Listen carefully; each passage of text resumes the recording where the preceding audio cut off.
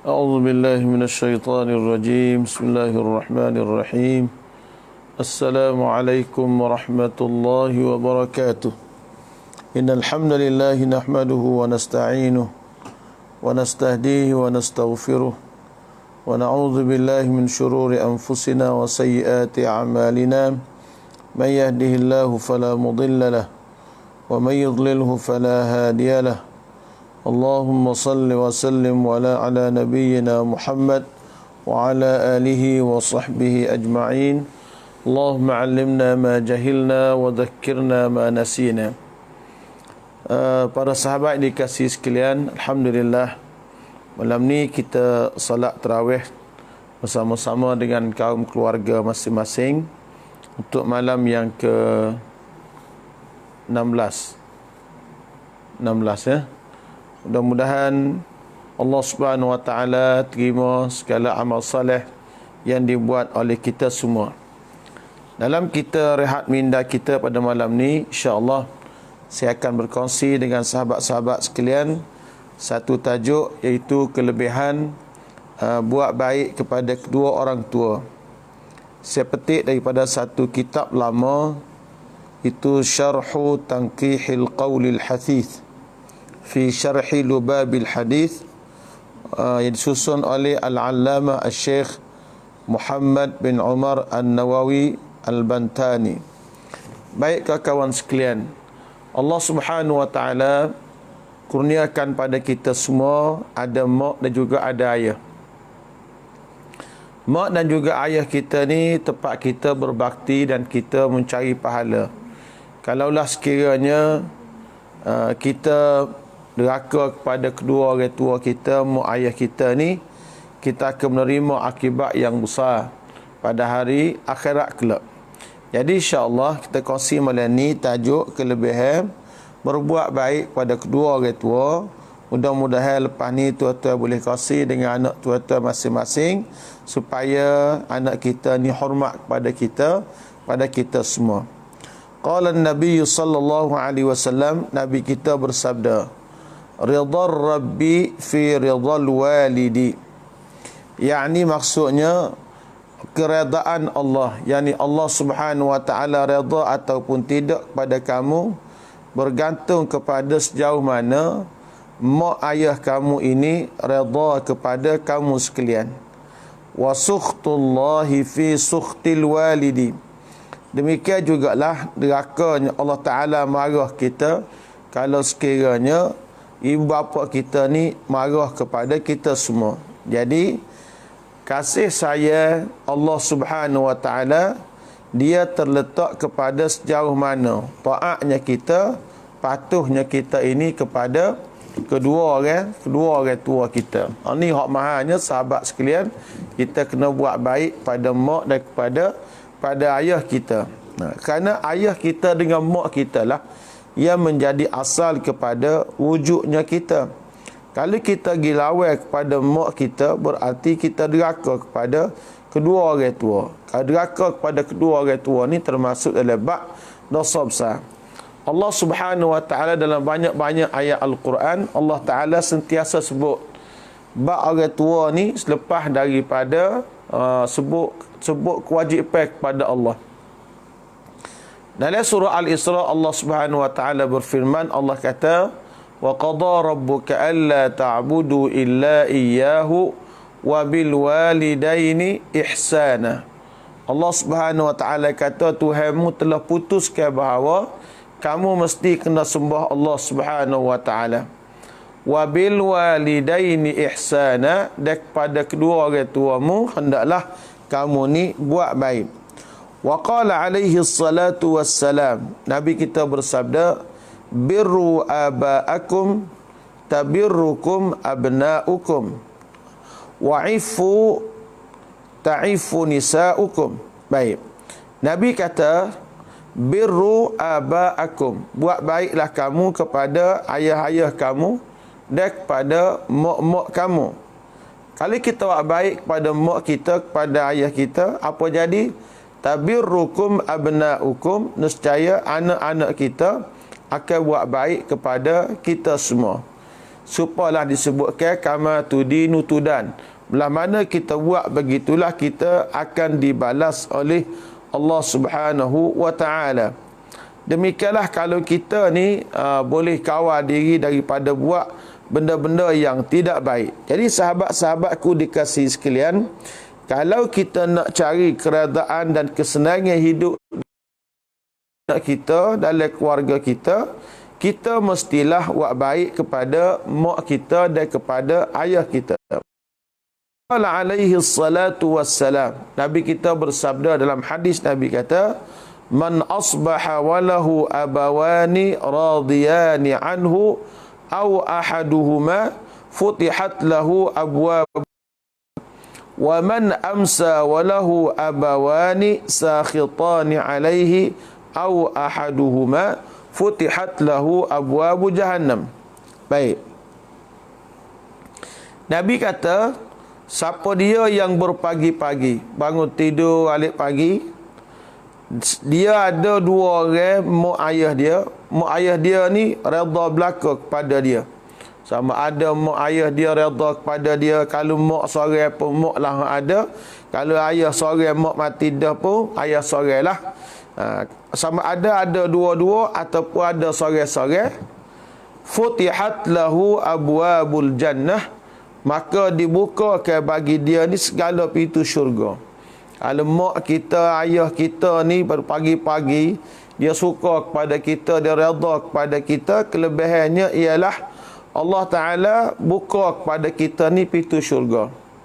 Demikian jugalah waman amsa, siapa dia berpetai-petai dia ada kedua-dua orang tua dia marah ke dia, ataupun mak dia ataupun ayah dia marah kepada dia, dibukakan baginya pintu neraka jahanam.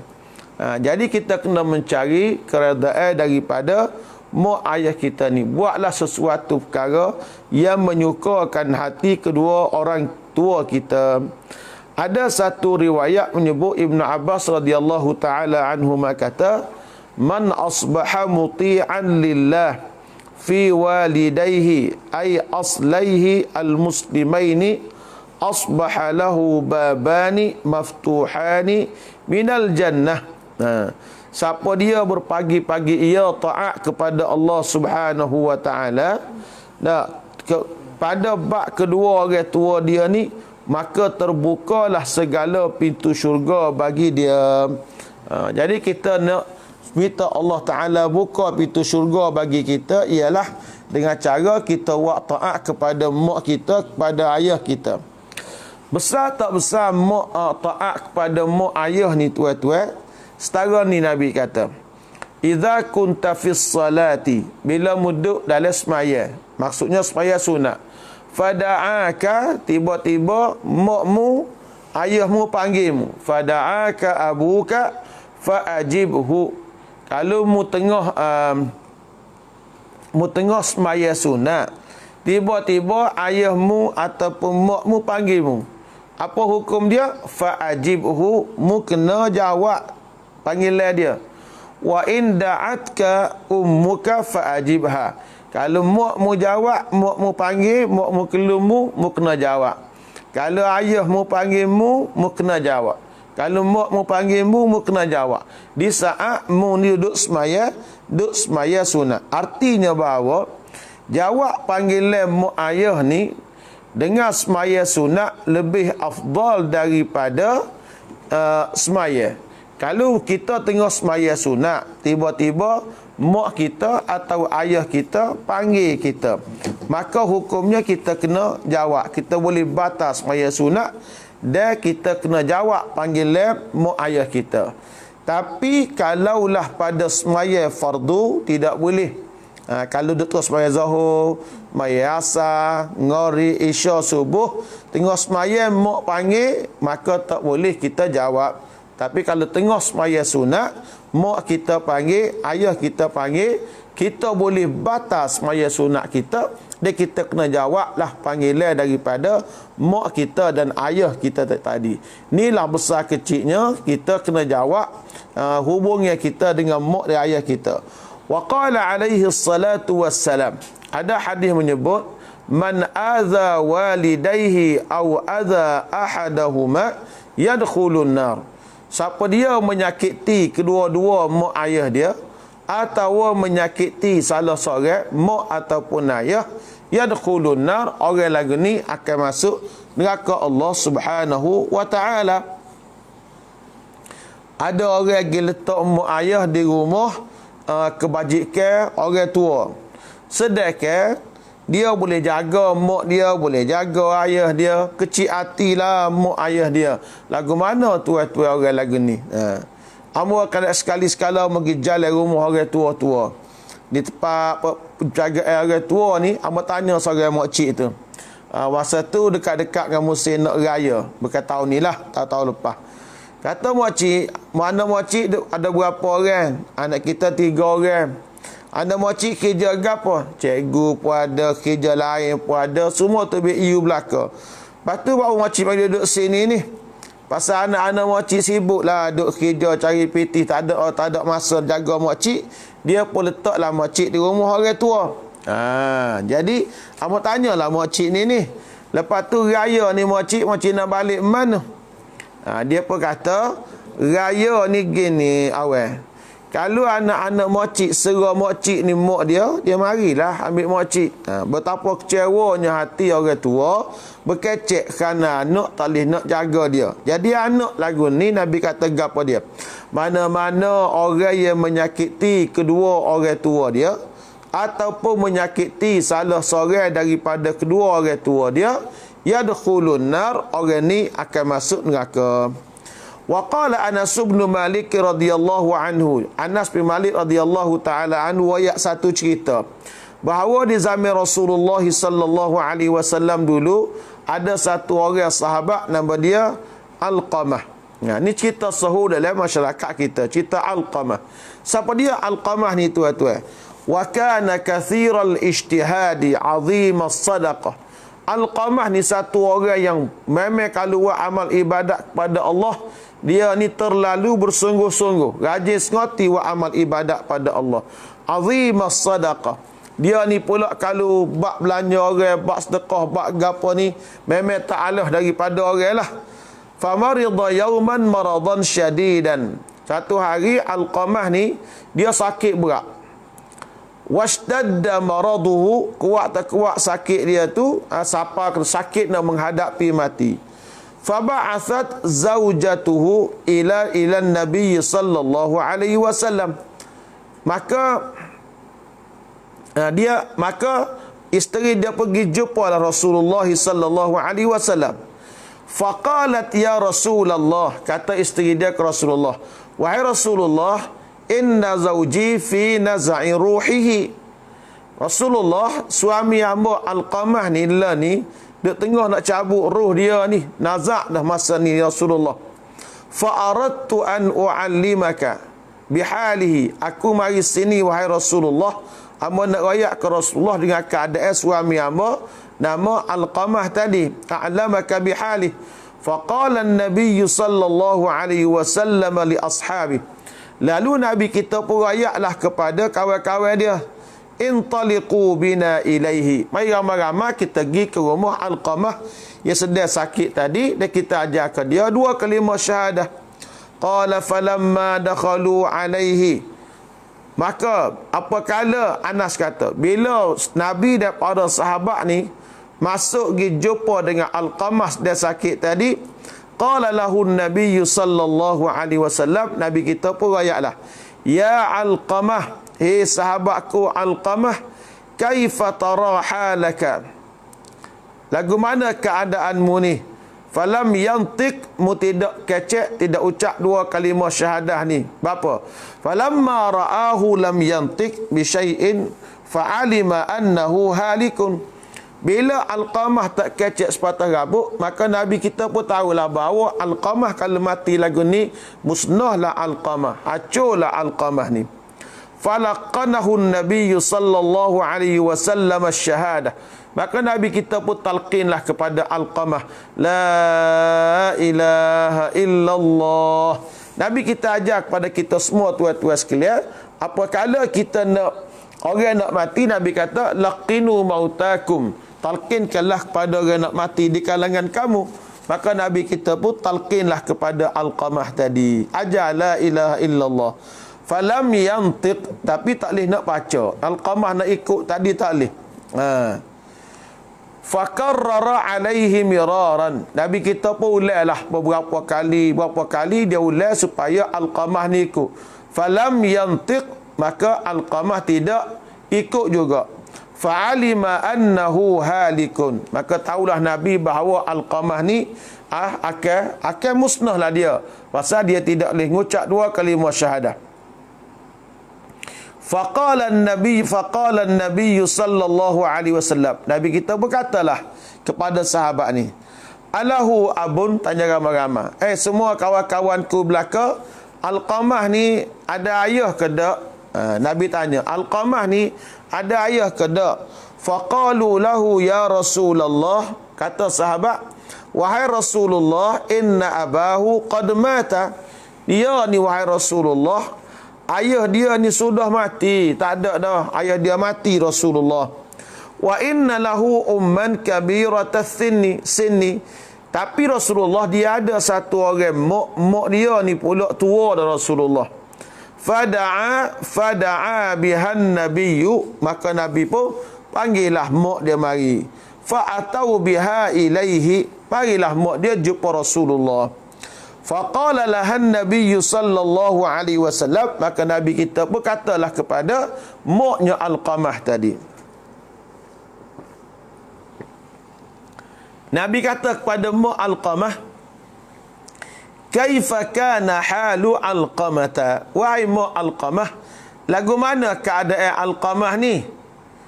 Lagu mana keadaan dia? Faqalat ya Rasulullah, kata dia, wahai Rasulullah, kana yasumu. Alqamah ni kat Rasulullah puasa sama, sedekah sama, semaya sama, wa kana fa'ilan lil khairi. Dia ni pula Rasulullah suka sangat buat kerja-kerja baik. Lakin ni, tapi akunya sakhitatun alaihi, aku marah pada Alqamah ni. Aku ada butir tak setuju dengan Alqamah ni, wahai Rasulullah. Bapa tak setuju? Li'annahu kana yu'assiru zaujatahu ala ummihi. Tak setuju ni pasal Alqamah ni dia utama ke bini dia lebih daripada aku selaku mak dia. Alqamah ni dia peraja ke bini lebih daripada peraja ke mak. Bahaya juga bagi kita orang jantan ni, duduk peraja ke bini lebih pada mak. Memang pun kita orang jantan ni kalau susah balik cari mak, kalau senang ajak bini makan, kalau sakit panggil mak, kalau senang pergi derak dengan bini, kalau duit tak ada pergi cari mak, boleh bonus cari bini. Tu. Jadi dia letak bini dia lebih daripada aku selaku mak dia. Jadi kita bukan tak boleh nak sayang kau bini, sayanglah kau bini kita ni. Cumanya antara bini dengan mak, kena ingatlah mak lebih aula daripada bini. Faqala an-nabiy sallallahu alaihi wasallam li ba'd ashabi, maka Nabi berkatalah kepada setengah sahabat-sahabat dia, wajma' hataban hatta, gini, wahai sahabatku sekalian, puak-puak pergi cari kayu api wak mari sini sehingga aku nak bakar Alqamah ni. Pasal apa? Nak ngucap talih lagi ni lah kita buat ke dia. Faqalat ya Rasulullah, kata mak dia, la taf'al biwaladi wa thamarata fuadihi. Wahai Rasulullah, jangan buat lagu ni kepada anak hamba dan kepada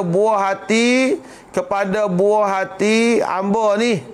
Faqala an-nabiyyu, maka Nabi kata, fa'azabullahi asyaddu. Kena ingat molek bahawa azab Allah Ta'ala di hari akhirat lebih lagi.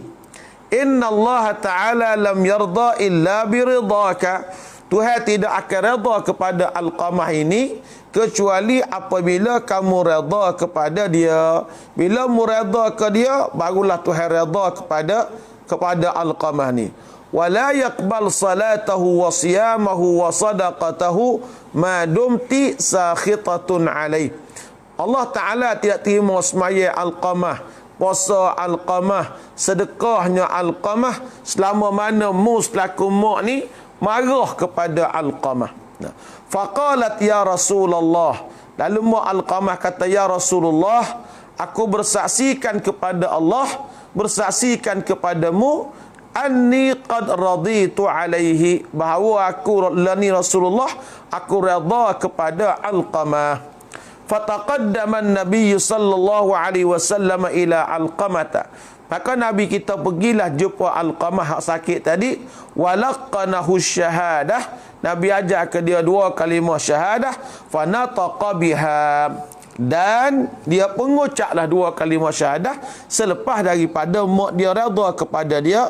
Wa mata sa'atahu, maka matilah Alqamah, sahabat yang apa tadi mengucap tadi, kerana dia ada masalah dengan mak dia. Qala Anasun, kata Anas, ghassaluhu wa sallu alaihi, mandikan ia, sembahyangkan ia, wadafanuhu, kabumikan ia. Faqama an-nabiyyu ala syafiri qabri, lepas maya siap kebumilah Alqamah tadi. Dia ada masalah dengan mak. Kalau dia masalah dengan mak dia letak, dia peraja ke bini dia lebih daripada peraja ke mak dia. Tu ya. Ingat molek, Alqamah ni dia terlalu sayang ke bini dia sampai dia tak cara ke mak dia, letak bini lebih pada mak. Ni saja salah Alqamah.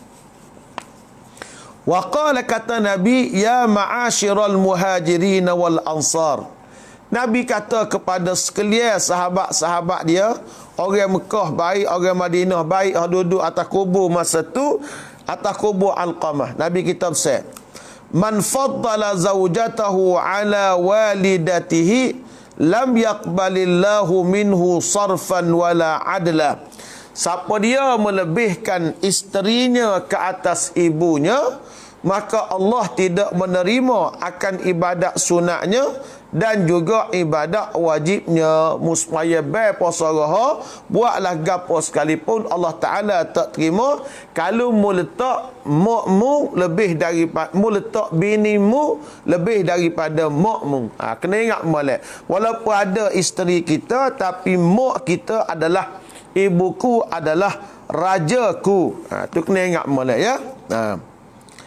Jadi kena ingat molek bahawasanya kita kena hormat kepada ibu kita, kena peraja kepada mak kita lebih daripada kita peraja, kita sayang kepada isteri kita. Banyak orang ada boleh mak ayah gak, tak cara dah. Hari ni boleh bini tak cara dah kepada mak ayah. Ada. Bila boleh bini tak cara kepada mak ayah. Hari ni kita pergi jalan setempat, ada makcik tu duduk sore, makcik tu siap juga dia, rumahnya buruk. Makcik ni pula muda lagi, 70 lebih ya makcik ni. Jadi kita pergi jalan rumah dia tu, biarlah mana-mana, biarlah sedoyak lah. Kita pergi jalan rumah dia tu, anak dia ni buat mari lauk homtoh ke mak dia. Mak dia umur 70 lebih, mata tak berapa nampak, duduk sore. Duduk sore di rumah tu. Anak mari lauk mentah, bayarkanlah mak nak makan lagu mana. Jadi mak dia kata, apa dia ni tak tahulah anak dia ni lagu mana. Dia ngeluh lah tu.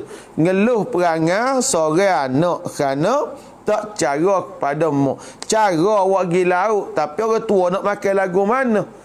Kalaulah mak kita tak boleh duduk dalam rumah kita sekali dengan natu dia, tapi kalau natu baik, rasa-rasa boleh duduk lah. Kalau natu baik lah, kalau natu yang tak tahu.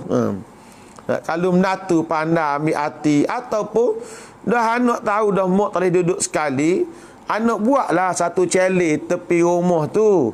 Biar mak duduk makan atas rumah dia, mak duduk atas rumah tu dalam pagar kita, tapi mak duduk merdeka situ. Orang tua ni tak sedar duduk sekali atas rumah. Buat rumah kecil tepi tu ke dia, dia duduk lah.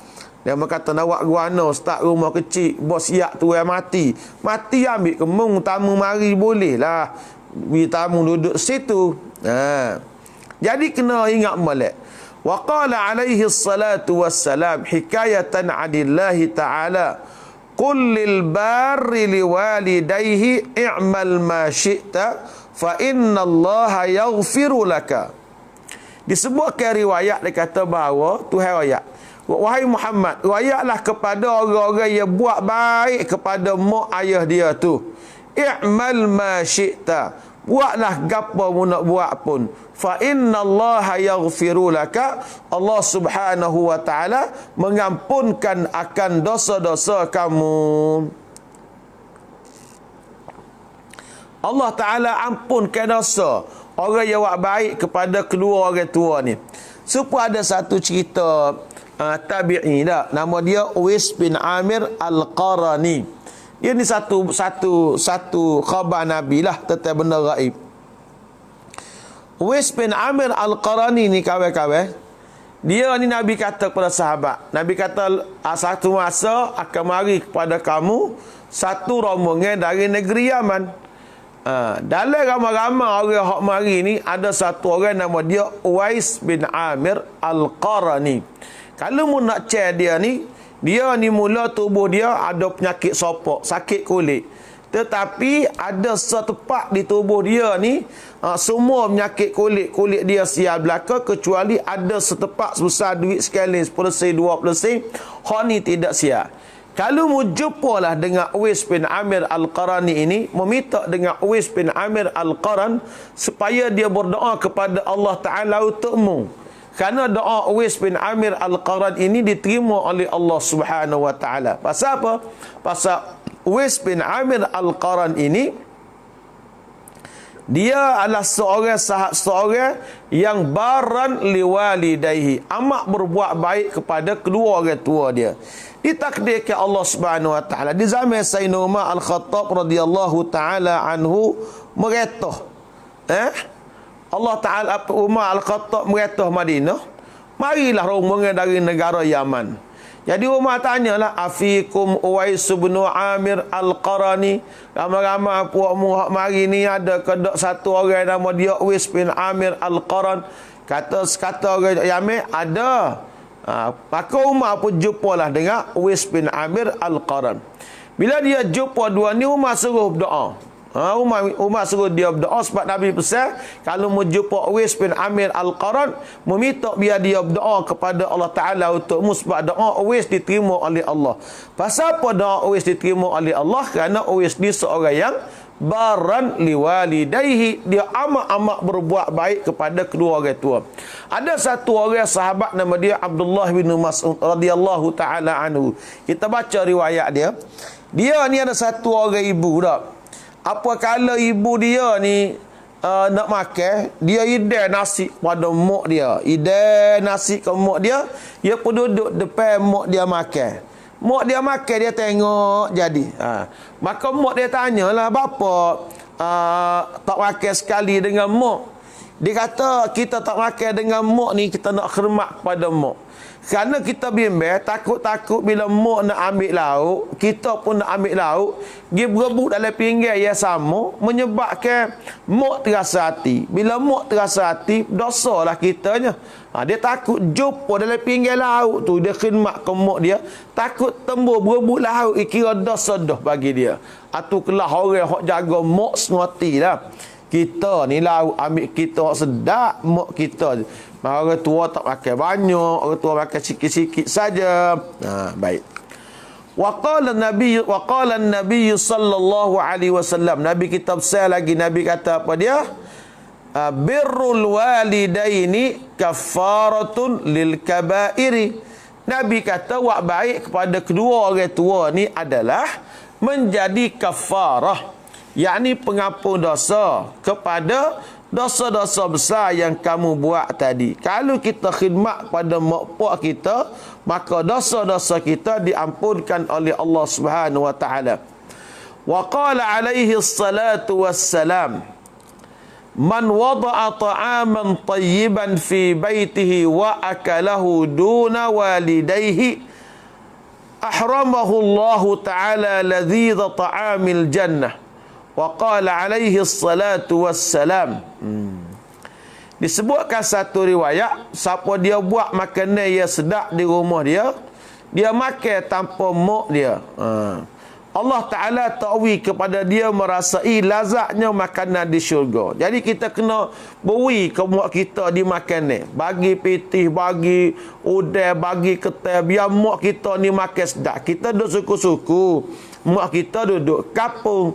Kita duduk Kota Baru, duduk Kuala Lumpur. Tapi berilah pitih ke mak ayah ni. Biar dia boleh makan sedap supaya dengan kita makan. Kalau kita je makan sedap, tiba-tiba mak kita pula makan tak sedap, dosalah pula kita ni. Setengah orang tak cara ke mak ayah ni. Tak boleh ya, kena cara molek kepada mak dan juga kepada ayah dia. Ada hadis menyebut man rafa'a yadahu liyadriba ahada walidayhi, siapa dia akak tangan dia untuk katak salah satu daripada kedua orang tua dia, nak tapak retak nyamak dia, ghullat yaduhu yaumal qiyamati ila unuqih. Tuhan akan buka tangan dia, ketekak dia ke lahir dia pada hari kiamat kelak. Pasal apa? Sebab dia nak pukul mak dia, dia juga nak pukul ayah dia. Tak boleh. Haram bagi satu orang anak memukul akan kedua orang tuanya. Nak katak, nak tapak, nak kecek uduh, tidak boleh. Kalau kecek uduh juga agak, maka dia akan berdosa lah, sahabat-sahabatku yang dikasihi sekalian. Jadi kita kena ingat molek, kita kena hormat kepada mak kita, kepada ayah kita. Jadikanlah ibu dan ayah kita ni sebagai raja kepada kita sekalian. Ibuku adalah rajaku, ratu hatiku. Maulah kita diberkati oleh Allah Ta'ala. Dan ingat bahawa deraka ke mak ayah ni, kita akan dapat kecelakaan. Wala taqul lahuma uffin. Jangan sekali-kali deraka kakak apa ni, jangan sekali-kali mu kata uff kepada makmu dan kepada ayahmu. Tak boleh. Mu kata tu sakit hati dah mak ayah, maka berdosalah hidupmu. Jadi jangan duk kata koksi kepada mak, kepada ayah kita ni, tapi berkatalah dengan kata-kata yang baik. Mudah-mudahan Allah Subhanahu Wa Taala akan merahmati kita sekalian. Ingatlah tuan-tuan, selagi mak kita ada, selagi ayah kita ada, inilah ruang yang paling baik untuk kita berbakti kepada kedua orang tua kita. Anggaplah bahawa mak kita, ayah kita adalah anak kunci syurga kepada kita semua. Kalau mak saya kita, ayah saya kita, boleh syurgalah kita di hari akhirat kelak. InsyaAllah bertemu lagi lain kali coretan morih kita. Mudah-mudahan Allah Subhanahu Wa Taala merahmati hamba dan juga tuan-tuan semua. Ini bicara santai, belah-belah sela lepas maya di rumah, untuk sama-sama kita berkongsi ilmu depan penonton-penonton saya. Penonton hak luar tu tuan-tuan, penonton di rumah saya ni ada isteri, ada anak-anak. Alhamdulillah kita kasih ilmu dengan kaum keluarga kita semua. Jumpa lagi pada pagi besok seperti biasa. Wa sallallahu ala nabiyyina Muhammad wa ala alihi wa sahbihi ajma'in. Walhamdulillahi rabbil alamin. Wassalamualaikum warahmatullahi wabarakatuh. Banyakkan berzikir dan baca Quran di bulan Ramadan yang mulia. Ada ulama kata baca Quran di waktu malam lebih afdal daripada baca Quran di waktu siang. Disebut oleh Ibn Rajab Al-Hambali. Jadi kalau kita boleh tekakkan sikit, siang hari baca Quran, malam hari juga kita baca Quran di samping kita berehat, insya-Allah kita mendapat pahala yang banyak daripada Allah Subhanahu Wa Taala. Wassalamualaikum warahmatullahi wabarakatuh.